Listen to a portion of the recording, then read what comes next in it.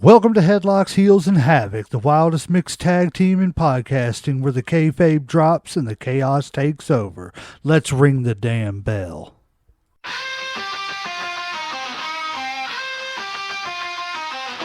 Headlocks tight, heels on the prowl, dropping elbows, hearing growl, feel the foul. No script here, just real, no bluff. Kayfabe crack, now the dirt gets rough. Headlocks, heels, havoc in the zone. Stepping in the ring, chaos at your home. No filters, no mask, just raw bare tone. Wrestling unscripted, we on the throne. Title bells, mic checks, crowd going crazy. Drop truth bombs, leaving lines feeling hazy. Beyond the kayfabe, past the charade, where legends are born and stories get made. Headlocks popping, who's hitting the mat? Welcome to the havoc where the real talk's at. Tune in, step through, leave the fake at the door. Headlocks, heels, havoc, now hear the roar. The Fall of WCW is one of the most dramatic collapses in professional wrestling history. A cautionary tale of mismanagement, ego, and squandered potential.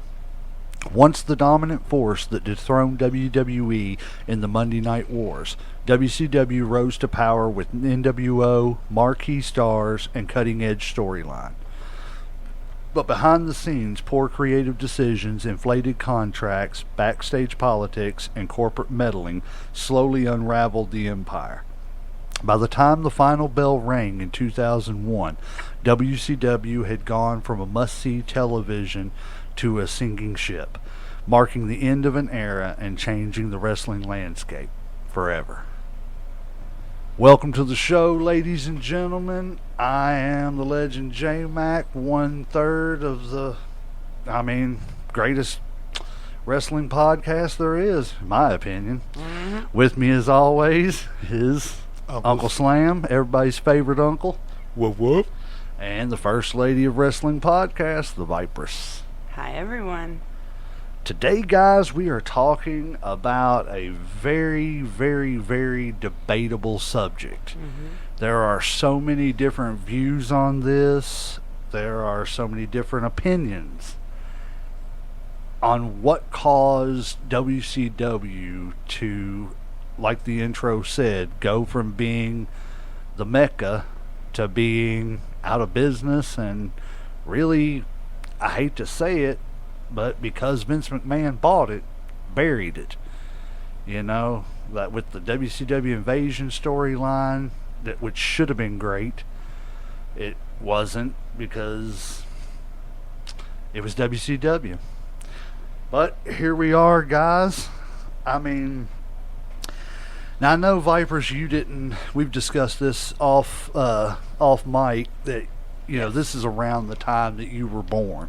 More or less, so a lot of this is going to be, a lot of your opinion is built off of the backs of other people's opinions. Right. I've tried to research it the best that I can. I can give my little bit of opinion on it, but I will back off of you all. But it's kind of good that you're looking at it from a different spectrum, because you're looking at it as kind of, an outsider's perspective. Like as a historian. Uncle Slam, we were there every week, flipping channels. Yeah, going back and forth, trying to find the best matches between the two, or watching one and then recording the other one later on or something. And back then, if you heard that NWO music, if you heard, even though his music wasn't the exact same as theirs, if you heard that guitar from Voodoo Child starting with Hogan, anything to do with the NWO, if it was coming onto that TV, you better not turn your channel. Right. Yeah. Oh. But then it slowly faded into, well, okay, there's 500 NWO members and 2 WCW guys to fight everybody. It was like only person left, I think, towards the end might have been Sting or somebody. Or DDP, maybe. And I got tired of seeing DDP get beat up every fucking week. I'm sorry. Yes. Eventually everybody and their mama joined the NWO, which, like, in hindsight now, of course I've done research on it, so I have a different opinion of like what I thought the reason was that it fell before, and then now that I've done the research, I kind of think I have a different opinion of it because I have a little more knowledge. Like when I was younger, I felt like they just had too many old stars that they let hang on. The storylines wasn't as compelling. It didn't hook me like WWE did at the time. Wasn't as risque. Well, they brought the adult storylines, but they didn't push the envelope. Yeah, like they didn't push it WWE was as much. And the NWO was good, but it was good that first time. Like when they tried to redo it, second time when Jeff Jarrett leading in, or when they split with the whole Wolf Pack. When Bret Hart was there in NWO 2000. It kind of just watered it down. It just wasn't the same and stuff. So, and I think like they were just holding on to just too many old superstars, and also, of course, the guarantee contracts, the creative control was probably what really hurt them a lot, because a lot of people were more looking out for themselves than they was for the show, because they had creative control and they had guarantee contracts, which meant I'm still getting paid every 2 weeks. I'm not worried of whether you use me or not, and if I don't like the storyline, I can always say no, I'm not going to do it. Look at Ted DiBiase. Yeah, he literally got signed to be like the manager of the NWO.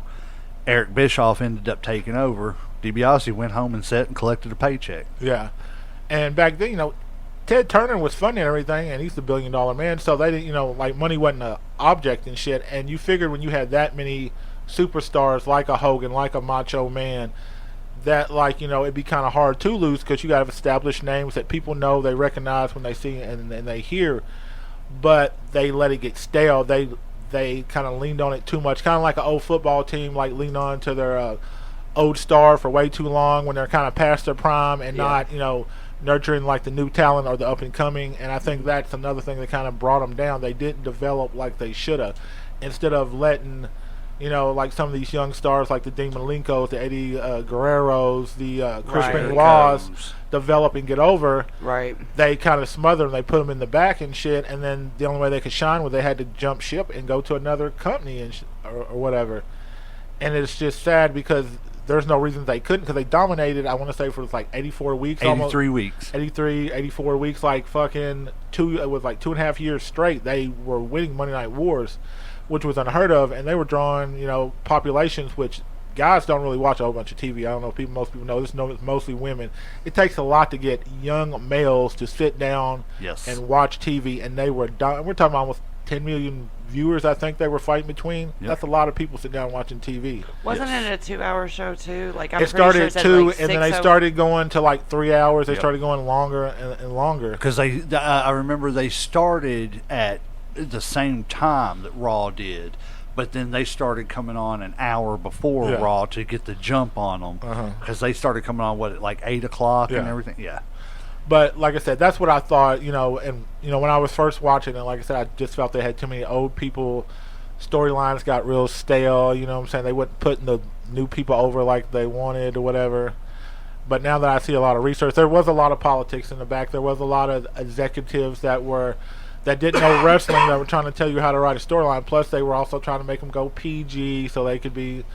And when they were merging with AOL, they kind of didn't want to be in the wrestling business anymore and shit. They didn't understand that, that was their, that's what got them to the dance was, that's what built up TBS in Georgia and shit was fucking wrestling. Yep. I did learn that. Wrestling was a mainstay, even when TBS wasn't, when it was first starting, there was wrestling. So, I mean, and like wrestling and Braves baseball. And yes. Oh, yeah, definitely. I grew up on that. And the Atlanta Hawks, sorry. And they did a lot to try to save it, what I'm saying? Now, of course, we'll talk about later, Eric Bischoff was trying to put something together, but there's also a conspiracy that say that Vince McMahon might have sent Russo down there to kind of tank him and shit, so he could pick the bones of her, which we'll talk about that later, too, but, yeah, I think it was just too many, it was just no focus, no leadership and shit. I mean, you had, I think at one point the title changed hands 15 times in like fucking, was it a year? Something like that. Or like, I mean, and then it just loses meaning. I mean, like when the title goes that quick, now, I mean, don't get me wrong, like, I hate it when some champions keep it for fucking like 2 years and they never lose and all that shit. But losing it that many times that quick, I mean, it's not the hardcore belt or the fucking 24-hour belt or whatever they had. it just loses its meaning. It's the world championship. Yeah, like there needs to be some prestige to Yeah, there's it. got to be select people that get it. Like, everybody can't get it, or else it doesn't mean anything. Because if everybody and their mama can get it, then what's the value in Right. it? Yeah, If David Arquette can get it, then I can go in there and You get know, it. when Nick I love Russo David was the Arquette, world though. champ, I mean, that just shows how far shit was going. I mean, Well, and it's like, like you were saying, there's so many factors. Like, I personally don't feel like it was any one thing that shut it down. exactly. I feel like it was agree. just a Multiple things. huge combination of things. One big thing that I think it was I don't think WCW, when the NWO hit, I think they focused so much on the NWO and that storyline that nobody sat down and said, what do we do post NWO? Yeah, exactly. Like, we've got this group that's They beating thought it would everybody go on up. forever. Right. And it's like, at some point in time, it's going to get old, 30 guys coming out and beating up 2 guys every week. Yeah. You know? What are and we going to then do after that? And Right. there was no plan in place. They just kept doing the same old shit, Yes. same old shit. Beat this guy up. Well, I seen an interview, if you watch it, it's on... it's the Big Show with Stone Cold on his podcast on Peacock. I think I've seen The the one Broken you're Skull going- Sessions. Yeah, I think of the one you're going to talk about. I think He I've seen said that, at first, when the NWO hit, it's cool. Yeah. But what it was It wasn't inclusive.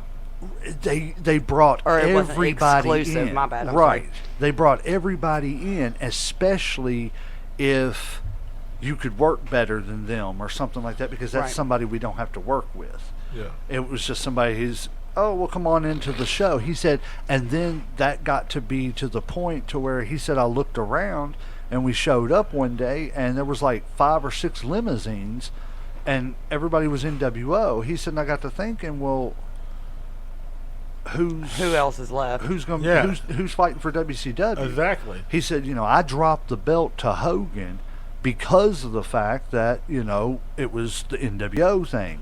He said, but nobody. He said I was too young and naive to realize that I need my return. Right. And instead of giving him that return match, it was come join us. Well, I think they tried to split off with the red and black and thought that maybe those two factions were going to be able to carry it, and it was just too similar. You know what I'm saying? The red and black thing, the whole Wolf Pack versus Hollywood, that was The dumb. white and black against Yeah, the it was wolf- just dumb. Oh, It was okay. going too far. That's what I'm saying. with They it. were Yeah. just like Reaching. they were trying to extend the NWO a little bit longer and shit, and it was just like you said, they didn't have a plan for afterwards. The NWO won the Sting and Hogan match at Starrcade should have never ended the way it did. Sting should have beat him clean, should have been no question about it. That would have ended things. The thing of it is right there, Hogan could have left for a while and disappeared. Mm-hmm. And when Hogan disappears, then Nash or somebody else could have took over as leader of the NWO. All the way, and I think they did it the right way, and that's why I think it even got bigger after Shawn Michaels wasn't in it, DX. When he lost to Stone Cold, everybody knew he was going home because of his back. Yeah. But what happened? They turned it into a storyline. The next night, Triple H comes out and cuts this promo on Shawn. You dropped the ball. I'm taking over. And now that I'm taking over and I'm the boss, we're going to bring this person in. And that's when they brought X-Pac back. So, I mean, I think that could have worked with WCW, because then, you could have had Hall and Nash and the rest of the NWO, cut it down some. Yeah. You know what I'm saying? But have their little group that's still running a little roughshod over people and still Right. in the mix, being So you talked start about. kicking some people out. Right. And then they could still be the big faction, even up until like the next summer, that's beating people up for no reason. They're holding most of the titles. They revamped after Hogan lost. Mm-hmm. But then by that summer, you could have brought Hogan back in the red and yellow, and him stepped up to help WCW. I realized the that error would've of been my good. ways. Yeah. Let's, fight them off, blah, blah, blah. American-made Hulk Hogan, boom, he comes out, wins it again. Well, they could have teamed in with like a Goldberg or a DDP Yes. and a Sting or Could whatever. you and imagine a Goldberg and a Hogan at that time going Lord. against the NWO. Yeah. Now that's something that, like I could have got behind and shit. That would have been wild. Both of them suck as wrestlers. Yeah. But it would have been the hype of it. Right. You know, they're going to take Two fan favorites and shit. You know, and two let people. them actually take them out. You know, that Yeah. could have been, you know, like I said, it's just storylines. There was the booking. You know, you can't make wrestlers the bookers. I'm sorry. You just can't do it because they're going to book themselves. Well, they're going to look out for their own best interest Exactly. and Their stuff. friends And that not might for the be- business. Yeah, exactly. That might not be what's best for business That's because it. they're looking at it as like, well, I'm trying to make as much money as I can. I'm trying to make sure I don't get hurt that much, so I'm not going to, you know, and I want to make myself look good so that I'm, you know, the fans still like me, my T-shirts still sell, and I'm a main eventer and shit. So, and with that power and shit, you know, like I said, guys will just look it out for themselves and shit. Well, then there's the finger poke of doom. Oh my God. You know, I mean, at the time, I thought, okay, that's kind of a cool swerve. But then going back and looking at it and seeing what they did with it, it was like, oh my God. You know what I'm saying? It was just like, so do you know what the finger poke of doom is? Okay, so at the time, there was warring factions within the NWO. There was Wolfpack, and then there was Hollywood, which was white and black, And red and black. Yeah. That I'm familiar with. On Monday Nitro, Hogan comes back and decides he's going to challenge Kevin Nash for the world title. Kevin Nash agrees to it, blah, blah, blah. They all go out there. Match is getting ready to happen. Nash and Hogan go to lock up, and Hogan looks at Nash and goes, and pokes him in the chest. And Nash goes, and just falls down, and Hogan gets on him. 1, 2, 3. The finger poke of doom. I have heard of that. I didn't. Yeah. A lot of people say that's what ended it. I don't see how that I don't would see have been one the thing. downfall. You see what I'm It saying? It helped. Like the It WCW helps. or are you talking about like the NWO? Just in WCW in general, they say that the finger poke of doom was the starting of the downfall. Well, see, Some people do. I think it was the whole Hogan, Jeff Jarrett when he laid down and shit, because that just brought all the dirty laundry out That I remember. out into the open. I think that was the wound. I don't think that was the first wound, but I think that was the wound that just basically cut the head off the body. Because Right. that just brought it. I mean, it really wasn't a story. It was reality by then and shit. I mean, you got a guys come out. I mean, when the executive producer's like, "Fuck him, he's a piece of shit. You'll never see him again." I mean, you pull your creative control, and I've wrote the story. I made you the hero, but you got to give up the belt. Nah, man, I don't want to give up the belt. Doesn't work for me, brother. Yeah. Don't work for me, brother. And then he just comes in, he lays down. He's like, "I'm giving you what you want." And Hogan's like, "This is fucked up. This is why this company's going down." It brought out all the dirty laundry out into the thing, and I think to me that was the final, like, okay, here we go. Well, I think Russo coming was a stupid idea in the first place because I see why they did it, though. knew. I do too, because they were trying to take what the WWE had, just like the WWE was trying to take what they had. It was a war. Yeah. But at the end of the day, with them pushing the standards and practices the way they were and the PG stuff, we want to be an adult storyline, but an adult PG storyline. And it was... Which is not fun. Right. Yeah. It doesn't work. So I think that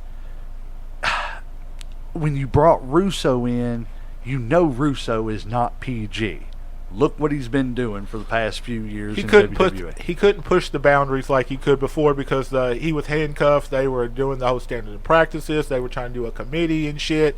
He's like, "This ain't what my contract says. This is not what y'all hired me for. I was supposed to be able to do what I want." And it takes time to build characters and get storylines over on people. And they just saw pretty much dollar signs. That's just my opinion. When it comes to corporate people, not people that know anything. Like I said, because these guys didn't know anything. Hell, they didn't even know what time it came on Monday night. They didn't know what day of the week it came on. Right. Executives and shit. You got lawyers, people like, "No, that doesn't work," or "No." Well, I'm sorry, this is not wrestling. I mean, this is what we do. Like, I've been doing this for like how many years?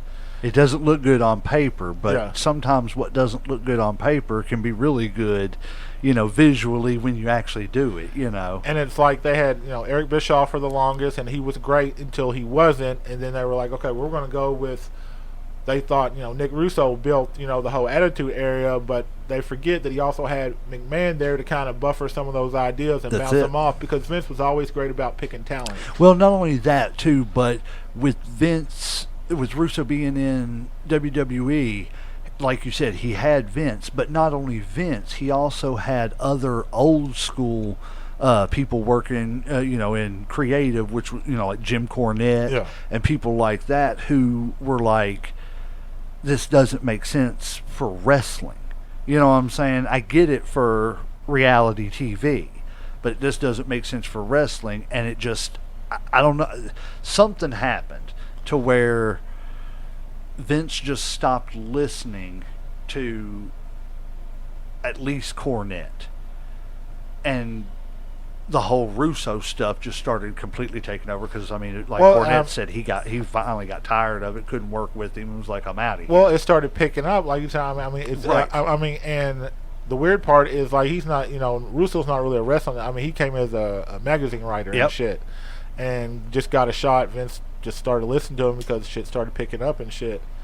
But sometimes I think you got too many Chiefs, not enough Indians, because, after Russo, they took him away and shit. Then they brought in, Kevin Sullivan, and then they had him and Dusty Rhodes, DDP, Kevin Nash, kind of running by a committee. And from what I was reading or hearing, that Kevin Nash pretty much was running and shit. That's why he became a world champ at that time and shit. So it's like you had all those old heads that were kind of, you know what I'm saying? And also there was a big division between the new talent and the old talent. You had the Millionaires Club and you had the New Blood. Yep. And it's like you had all these guys with guaranteed contracts, creative control, and these new people trying to get over. And it's like you can't keep riding the same old horses over and over and shit. You got to bring in some fresh blood. It's okay to involve them. Yeah. But just, it doesn't have to be every major story. Well, just like they said, Cornette said about the whole cage matches and stuff between Piper and Hogan. In 85, that's great. But in 96, it's 10 minutes into the match, and these two guys are sucking so much wind, the first 3 rows have passed out. Yeah. It's... I love Cornette. I do too, man. Jim Cornette's great. I would love to sit and talk to that man. God. But, to me, though, I think that was the foolishness of Russo, was Russo didn't want to listen to people who knew wrestling. And because of the fact that Russo was trying to come up with the stories he was coming up, the wrestling people didn't want to listen to him. And it just started causing a rift to where, like you said, you had, the New Blood versus the Millionaires Club. Well, he was trying to push more of the young talent because he felt like if he could get those over, then it would help, revigorate, the product instead of just trying to get the same old guys. But the old people, the millionaires, didn't want to let them shine because they wanted to hold on to their money, want to hold on to their prestige. And you can't build a company. It's just like a basketball team. You got to have your stars, and you got to have the people that mentor them, so they will eventually be stars. And if you don't, then it just dies and shit. Like Heyman says, you got to build other people up to your main event status instead of just riding the Hogans and the Machos, and and which at the time, Kevin Nash and Scott Hall, they were still young enough and they were kind of the next in line. Does that not look like EWA's thing? I'm sorry, I just seen that. Oh, that symbol on the side. I'm not really sure what that is. I don't either, but it looks just like EWA's. A lot like it. You're right. Anyway, it's sorry, I Rhea didn't mean to get side off there. Of Rhea Do Ripley's you think car. that the creative control is more the cause, or the guaranteed contracts are probably the worst part of it? I don't think guaranteed contracts are the problem. I think the creative control, no wrestler needs to have 100% creative control of his stories. And even today. Yes. Even today. Hogan, I get Hogan felt, or maybe, I don't know. Well, I won't say this because I don't know that for sure. I'm sure there were times when Hogan exercised his creative control out of selfishness. Yes.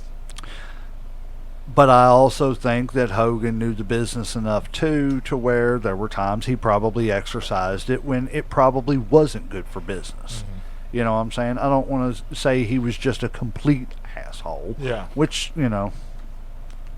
maybe he's not a complete asshole, but I'll say it. He's got some issues he needs to work through. But I don't, like I said, with the 96 Sting Hogan thing, the story is that Sting came in, him and Bischoff and Hogan were talking about everything, and the way Sting was acting, as soon as Sting left the room, Bischoff asked him, "What do you think?" And he said, "Not tonight, brother."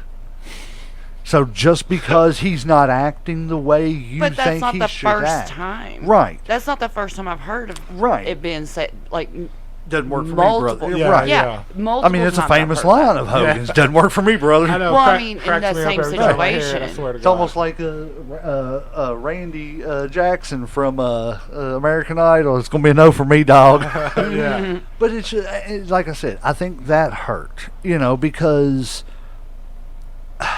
Hogan, unless Hogan is in the world title picture, Hogan's not relevant. Yeah. Because exactly. Hogan's not going for the U.S. title. Hogan's not going for the Intercontinental Exactly. title. He's definitely not going for Because he's too good for that. the TV title. Exactly. You know what I'm saying? If it's not the world title, then he's Right. not messing with It it. ain't Now working for him. he'll wrestle for the tag team titles, but there'll be a disqualification and he just won't win it. But he'll still win, And it's not. Do you think he's been baby too much or whatever? Yeah. Yes, I think Hogan, but at the same sense, Hogan is why a lot of people are here too. So like you think he's earned that as far as to be able to have that creative control To an extent. What wrestlers do you think should be able to have, or you think they shouldn't, or it should be limited to like maybe a couple times a year? You can be like, no, I don't really want to. I'm not jiving with that. Or you think they should be able all the time? You gotta like have a big name, reason. like kind of should like have the reason. Stings or the Austins or the Rocks should be able to be like, I don't like that storyline. I don't want to lose it tonight. Or I don't No. believe any wrestler should be able to look at his boss and tell him, I'm not going to do that.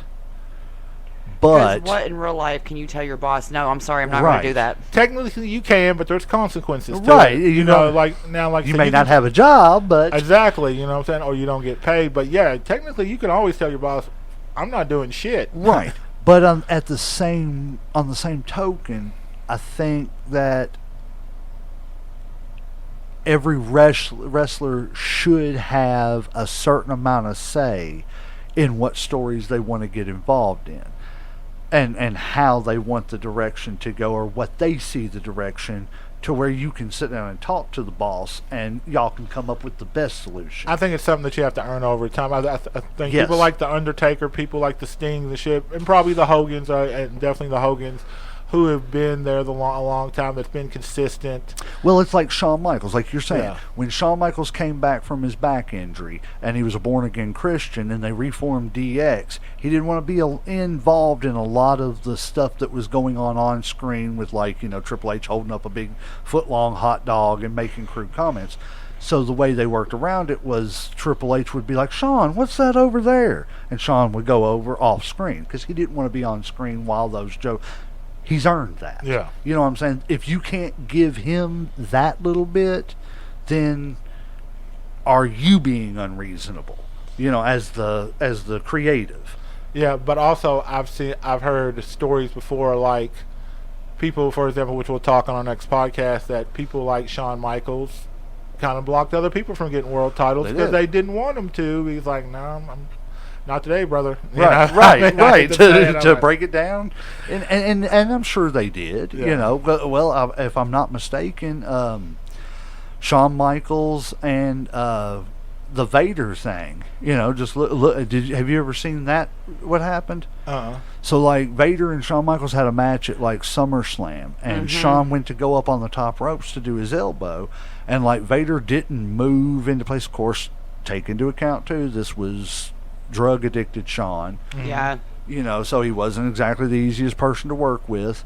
But I think I remember this story because that's the one I was remember that referencing one too. before. where he jumps off the top rope and kicked Vader in the head and started screaming at him, "You're stupid, you're stupid," because he didn't move into place and everything, and he really just stomped on his head.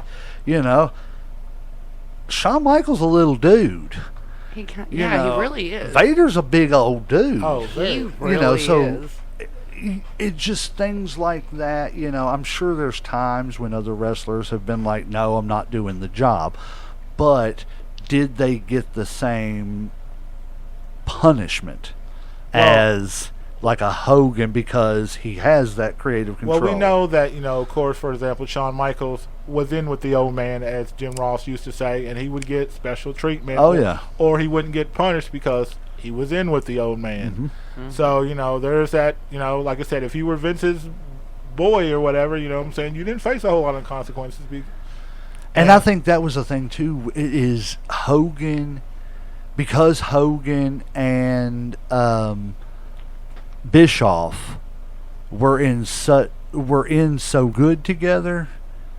I think Bischoff kind of leaned on Hogan for the wrestling side, but maybe not realizing that Hogan's motives were not the best for business. More selfish. 75% selfish at Yeah, least. yeah. At least. Definitely. So I think that had a lot to do with it too, is that, he was relying on old heads to kind of get him through the business because, like you said, he was just a production guy. Yeah. He was, he was an on-screen interview up until that point. But like he had done it for so many years, and he kept it, relevant, and he got it. He took I think at one point they were like a $25 million company, and then turned it to a $350 million company, making almost $50 million and shit, almost like $500,000 a week type deal. And then it all imploded and shit. Right, and I think that's what it was. It just, I think he relied too. Well, I don't think that's just what it was, but I think that's part of what it was he was relying on them old heads too much. And even though it was working for a while, the old heads kept their creative control and didn't want to do it, brother. And you have to evolve. Yes. See, and that's what they didn't do. They found something and they wrote it too long and they didn't involve and shit, like I said. Just because it worked once doesn't mean it's going to happen every Vince time. looked around and said, "Hey, this ain't working no more. These cartoon characters ain't working."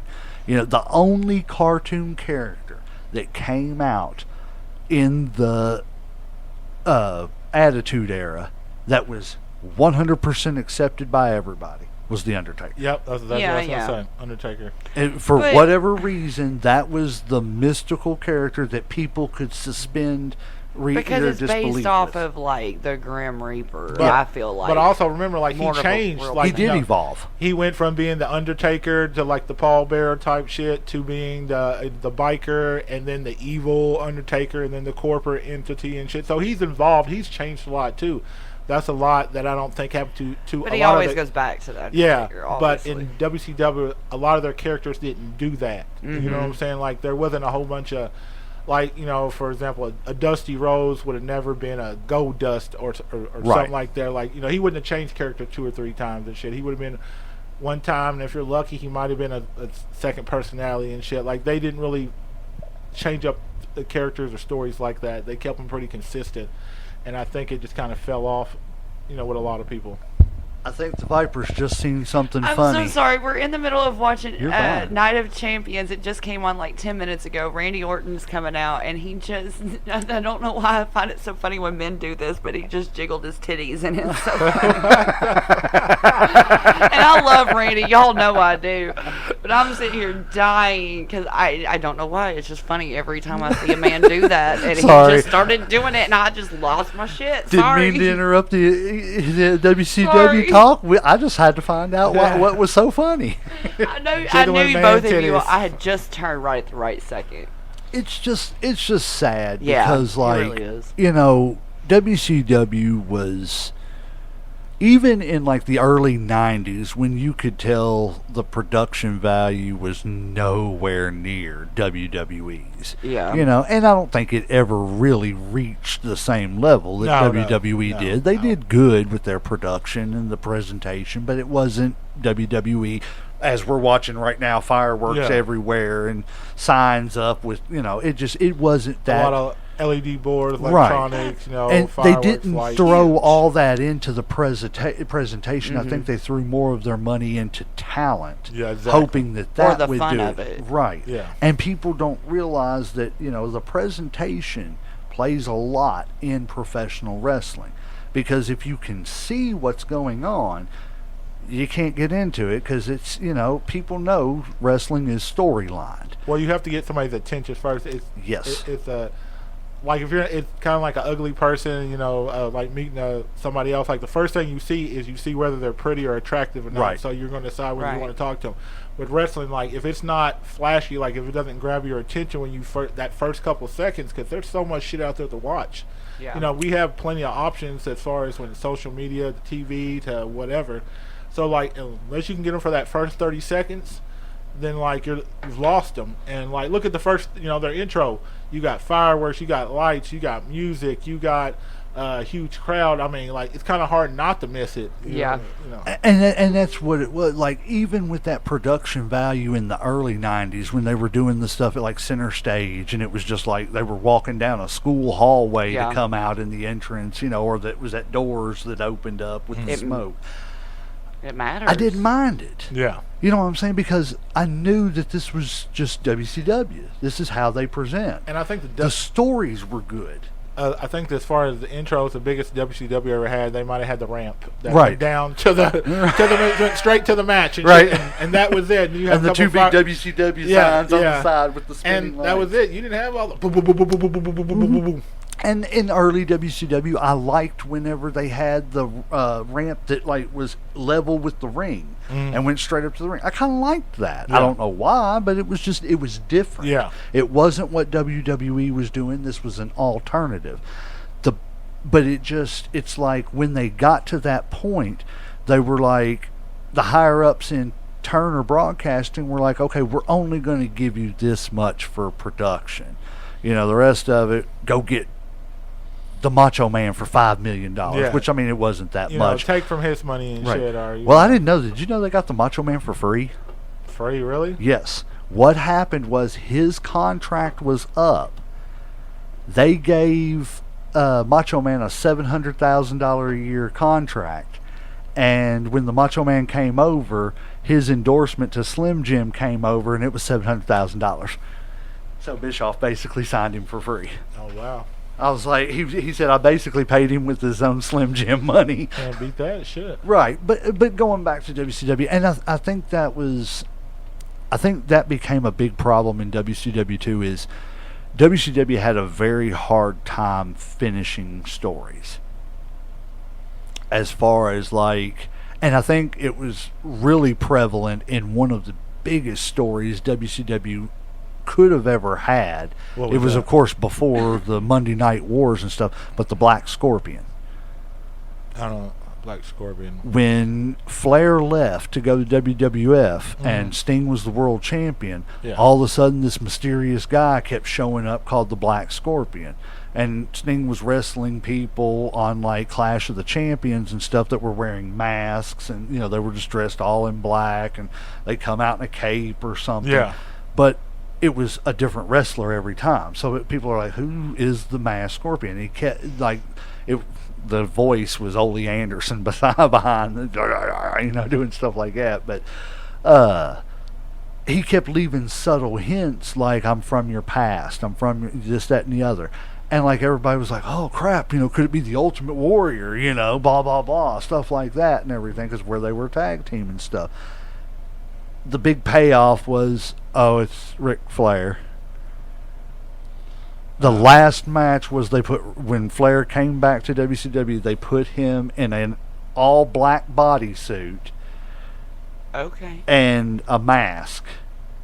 And I mean, he's wearing his knee pads down under his knees, just like Ric Flair does. He's doing all the same moves Ric Flair does. But, it's revealed that it's Ric Flair at the end. You can tell because shaking man titties. Right. And it's just like, We know you like that. More man Viper. titties. But it's just like, where was the good follow through? Where was somebody good from the past to build up a new rivalry? Flair and Sting, whether they were teaming together or not, for 20 years, that's always a rivalry. Yeah. That's just the way it is. You don't have to spotlight that rivalry all the time now. I think they just kind of, I don't want to say ran out of heels, but they didn't have any good heels. I think they had the committee.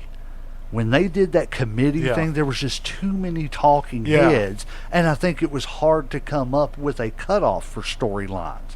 And Well, it like even you had the pulled young- over into the Nitro days, because how many times will we see something on the mid cards and be like, "Oh, this is getting interesting," and then next thing you know, well, that match ain't happening no more, and he's over here feuding with somebody else, and the champion's over here got attacked by the NWO, so now he's talking about fighting them.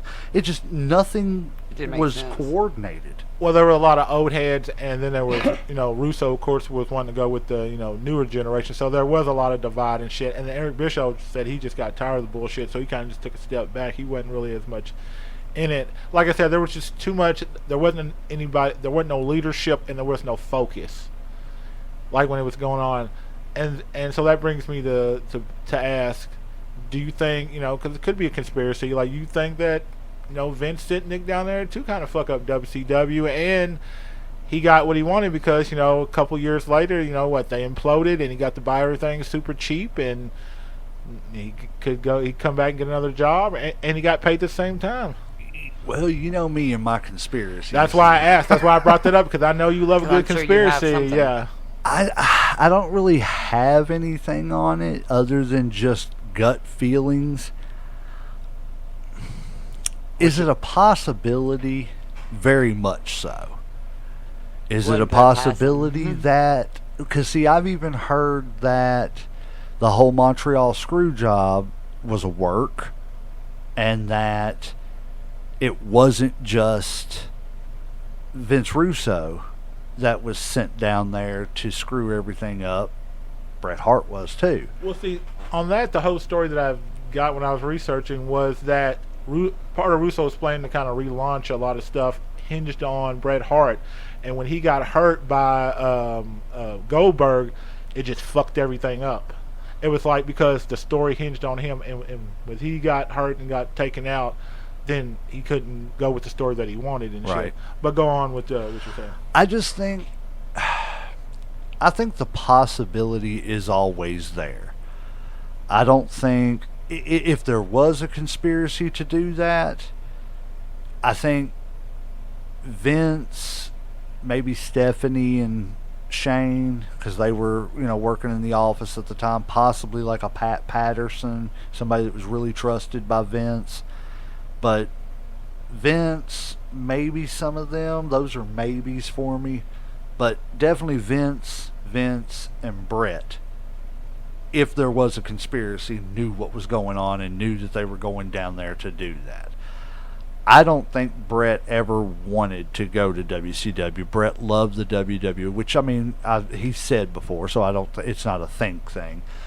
But I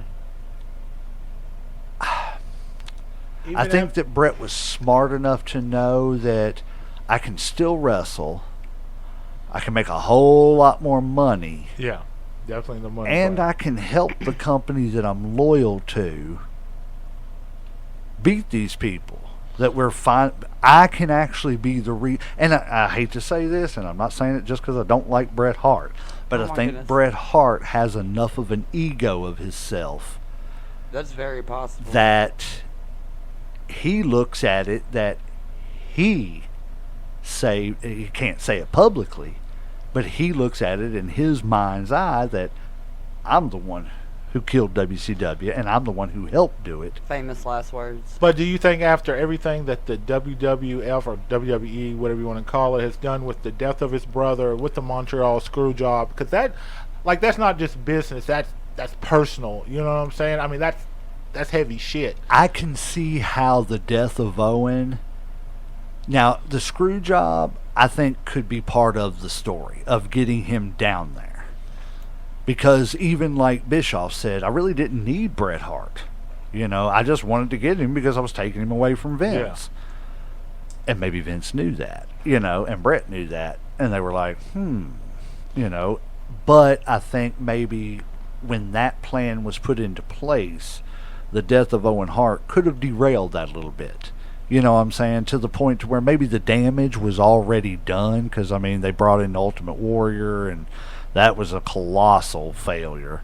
Mm-hmm. And I just know that there wasn't a whole bunch of love with Vince and Bret, especially after all the things that happened, and he tried to sue Owen's wife and shit so that she couldn't sue him and shit. Oh, yeah. So which was very distasteful. Yeah, exactly. So, I mean, shit like that just puts me like, you know, I look at it less as a conspiracy on Bret Hart. Now, the Russo thing, I don't think Russo, I think it's a possibility. I don't know if it really was. I think there was so much infighting and so much shit fucked up in WCW that even if he did, it wouldn't have made much difference because they were going to go down anyway. It might have just sped up the process, honestly. Well, I knew that WCW was hurting when we would, like, you'd come over and we'd watch it or watch pay-per-views or something, and we're sitting there watching it, and Turner executives are walking out on TV and talking about, well, we're going to do this now. Or, man, I don't want to hear from a Turner executive. You know, I mean, Vince McMahon, until we knew that Vince McMahon was the owner of the WWE, I didn't care about hearing from Vince McMahon. I wanted to hear from President Jack Tunney. Exactly, because I didn't know for years that he was the owner. Like I thought for the longest he was just the announcer, and then it was like he's the actual owner. I'm like, President Jack Tunney was the authority figure to me, and then it even went over to being Sergeant Slaughter as the commissioner. I want to see that. If I'm seeing executives on TV, something's not right. You know, because executives talking about business don't need to be on a wrestling program. I agree. And I think it was a colossal mash of just a bunch of stuff that really just, it killed what could have been a great company. And I hate that when Vince bought it, because of the fact that, well, I mean, not only that, you know, Eric came out and publicly said, we're trying to shut the doors of WWE. You know, we're trying to put them out of business. When that happened, it became way too personal for Vince, and I understand why. This was his business. This was his family's business. You know, it was his grandfather's. It was his dad's. Now it's his. You know, someday, hopefully it'll be my daughter and sons, which, you know, we know that didn't happen because all the fallout with all them. But how many people did Vince put out of business when he started going over in people's territories and saying, I don't give a fuck, I'm going to do what I want to do? That's what I was going to say, yeah. Like, so it it's plays like, into the conspiracy. But was it his fault that they went out of business, or was it his vision and their lack of vision? I think it's a combination of some of that, but if you remember, Eric Bischoff tried to buy WCW and actually had people lined up to buy it. What fell through at the end was the executives, part of the deal was a 10-year TV rights and shit on TBS. And they were like, okay, everything's good, you can have all this, but you can't have your TV deal. And it's like, without that, then it's not worth shit because I don't have a place to air it. Right. And then it all fell through after that because, you know, I don't know if Eric could have saved it. I think he would have gave it a try. I don't know if it ever would have got, you know, of course, been what it was, but I think he had the people lined up to try to save it, and I think it would have had a better chance to survive had Eric saved it. But that's what I was saying is I hate that Vince had that gold mine in his hand after he bought it and then decided just to kill it. And I understand his reasonings why for killing it, because he wanted to kill what tried to take him out of business. But was that Vince's short-sightedness for not saying, my opinion is, I hate this whole Raw versus SmackDown crap and everything. I hate that. because it's supposed to be That could've two started different this shows, but it's not, because anybody can show up at any time. I wish Vince would have said, here's WWF, here's WCW. I'm going to put on two different shows, two different companies, two different production teams, two different creative teams. Neither show knows what the other one's doing. We're not going to let them know what the other one's doing, because there is no competition anymore, so I'm going to create the competition. And any way it goes, I win. But see, I see that like apples and oranges. It's like, because WCW, people like WCW because it was different from WWF and vice versa. I think if Vince took over, he was going to turn WCW into another WWF. And that there really wouldn't have been any much difference, because why would I keep the same thing that was before that didn't work? You know what I'm saying? WCW had that Southern wrestling feel. You know what I'm saying? And I think he said, he kind of looked at it like Pepsi and Coke. He's like, if I got a chance to get rid of, if I'm Coke, if I can get rid of Pepsi, why the fuck wouldn't I just go ahead and get rid of it? And then I'm the only one you got to buy from. Now, I do agree with competition does make a better product, because when they were fighting, everything was better. Mm-hmm. And things were, as far as the competition, made greatest time in wrestling. Exactly. But once Vince won, he was like, I'm putting this motherfucker to bed. I was like, they ain't coming back. I'll own everything. I'll pick through. I'll take all their talent. I'll take their superstars and stuff. And I'll take whatever I'll keep the library and stuff so people can watch. But for the most part, I don't want any more competition. I like being solo. You know what I'm saying? Yeah, but in the long run, I think that, like I said, but I think that was part of the. I understand why he did it, but I think it was also short-sighted too, because Vince was the final boss, and I'm sure there were people in the back saying, "Man, let's keep WCW going," And I think another big problem with when WCW fell, because a lot of those people were still under Time Warner contracts and were getting big money contracts like Sting and Goldberg and all them, Vince didn't get, and not that Booker T isn't a big star, but he wasn't at the time. No. And, they got Booker T, they got Buff Bagwell, not that they're not good wrestlers, but they weren't the superstars that everybody wanted to see fighting. People wanted to see The Undertaker taking on Sting.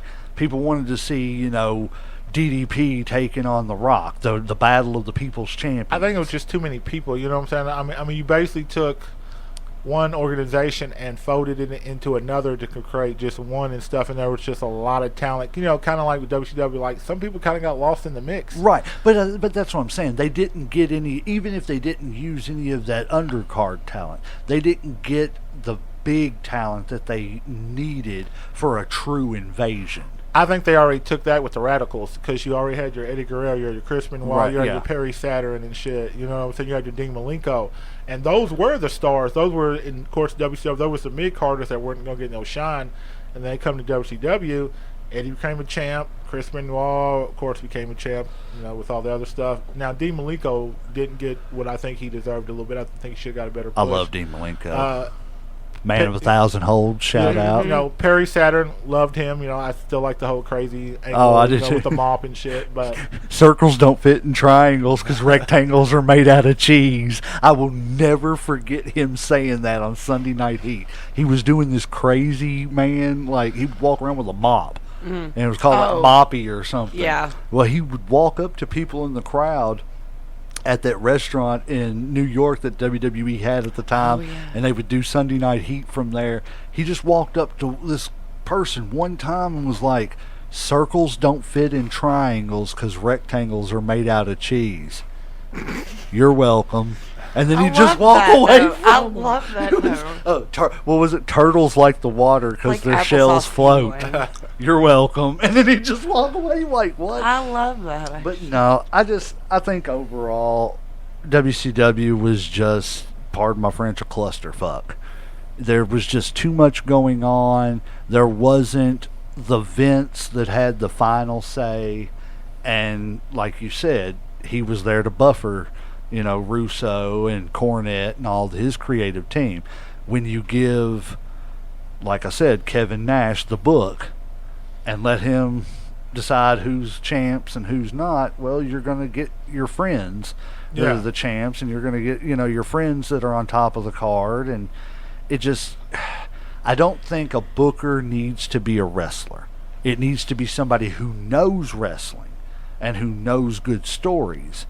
But it does not need to be an active wrestler, because they're just going to put themselves in the spotlight. Yeah, you need Not to an put the actor, business but a first. former wrestler. Yes. Yeah. Yes, a former, even if you've got a committee of 2 or 3 people, that are former wrestlers. Vipers is getting I'm hyped so over sorry, here you because guys. Randy I know Orton's you beating all the are seeing me snot out over of here Cody. losing my mind. Ain't nothing to be sorry Like, about. y'all don't even. So, let me ask you this, from a younger person's perspective, and Yes. what you've looked into. That was beautiful, sorry.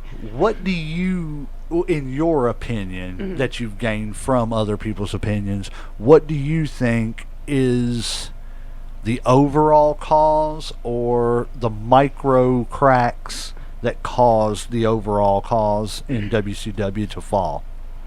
Well, I don't think it was like one thing, like you all say. I think it was a multitude of things. I feel like that money played a big issue. I know at one point in time I had read, or I had seen, that they were like $4 million in the hole at one point in time, which is insane to me. Like, but I mean, to also think like TKO is currently $5 billion in the hole. Yeah, that's insane. So, like, that's insane in itself. But between money issues and, like, throwing money, they were taking jets back and forth from Vegas from one side of the United States to the other once a week or every other night or something like that. I can't remember exactly. that's a Ric lot. Flair's the one that was saying something about it. But, I mean, like, how can you afford that? And then with the fact of, like you all said, the bookings. Yes, I get you want to make certain wrestlers happy. You want to keep them happy. You want to keep them with you, blah, blah, blah. But there is a fine line. There should be, like, somebody over top of everything saying, hey, this is what's best for business. I understand you're looking out for yourself, but I'm looking out for this business and where it's going next, because once you're dead and gone, this business is still going to be here. That, along with, I'm a little bit in with the, thinking that Vince McMahon may have had a little bit to do with it. I think more or less that he's seen what was happening before it really started happening.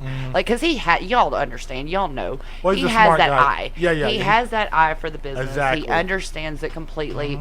And he's obviously watching it every week.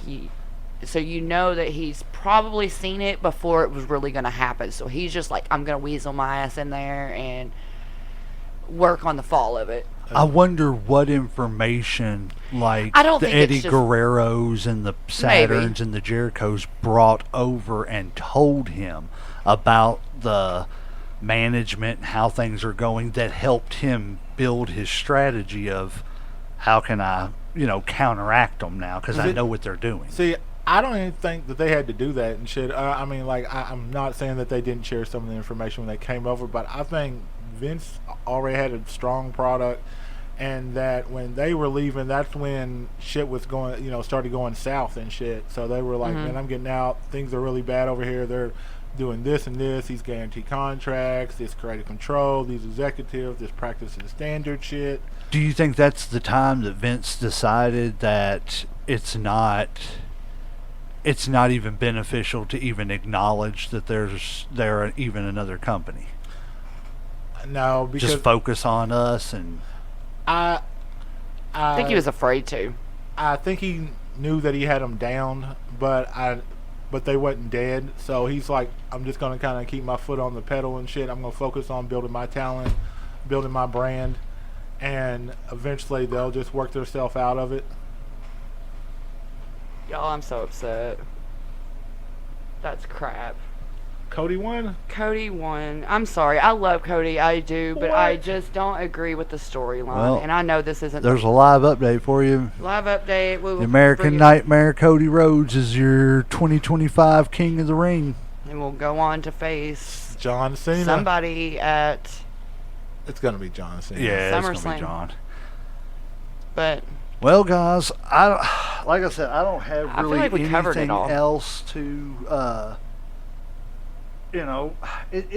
I think we've all come to the conclusion that it was just a comedy of errors in WCW that caused the downfall because too much meddling by corporate, not enough pushing of young talent, too many older talent that had creative control and didn't have to do this and that, and too.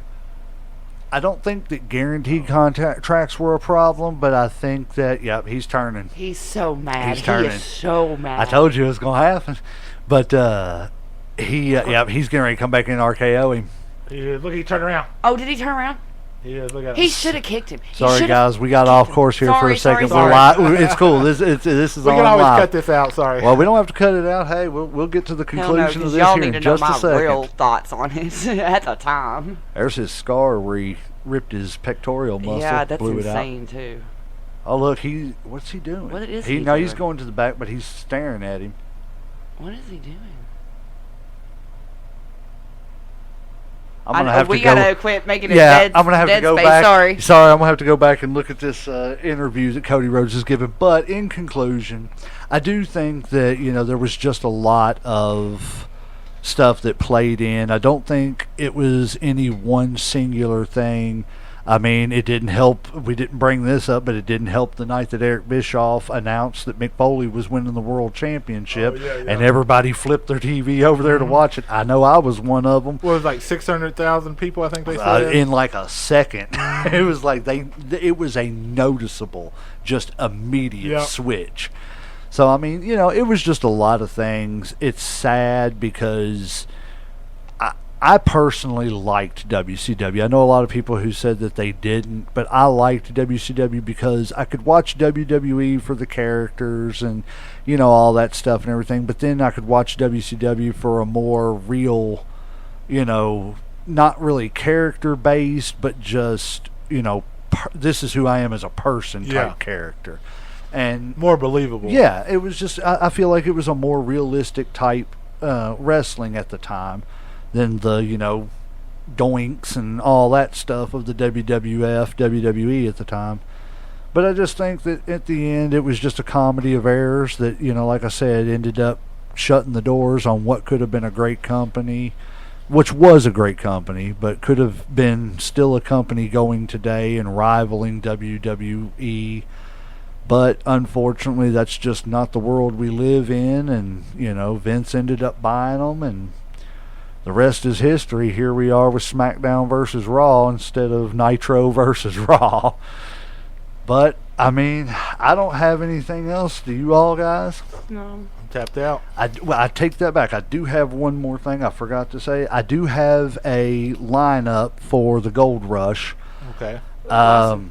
We've got Ari Alexander versus Lexi Green for the EWA Women's Championship. Oh. Evil Nate versus Jordan Cage for the EWA Championship. Mm-hmm. If Evil Nate wins this, Evil Nate will be holding 4 titles. Damn. Yeah, he holds so many titles, Yes. man. It is insane. I like Evil Nate, though. Yeah, he's really cool. And I mean, his Chainsaw. manager's awesome too. I didn't know it, but shout out to the Black Dahlia. Seriously, this lady is. I've been following her story, and I can't remember exactly what it is she suffers from, but it's a nerve condition that constantly fires pain all throughout your body. Like, even touching her arm causes her extreme pain and stuff. I And need to she's talk to out her. there learning how to wrestle with this. I need to talk to her. Yes. Oh, wow. She is awesome. She will be in the corner of Evil Nate as far as I know. Mm-hmm. So shout out to you, Black Dahlia. Keep pushing on. Prayers and thoughts. Hope everything, goes good for you, that you can continue your journey and that you can somehow, work through all this. But thoughts and prayers to you for that. Keep pushing. We also have Jacob Ratliff versus Chris Crow for the EWA Heritage Championship. And if I'm not mistaken, I believe I was told that there is going to be a ladder match for a briefcase. I'm guessing it's going to be their Money in the Bank style briefcase. Oh, I cannot wait. I know I'm this is so going to be an excited awesome for that one. event. This is, and guys, we are going to be coming to you. I don't know about live, but we are going to be doing an episode while we are there and going to release it right after it gets done. That's Elite Wrestling Alliance out of Danville, Kentucky. July 11th, Gold Rush, Jenny Rogers Community Center, Danville, Kentucky. Doors open at 6. Bell time is 7. Come out and see an awesome show, man. This is going to be, exciting. I can't wait. My daughter loves this already. I mean, So cute. it's just a wonderful time, wonderful show, wonderful people. But with that being said, guys, I don't have anything else. And Nope. if That's anybody else, That's it. well, I guess the ref has counted at 3.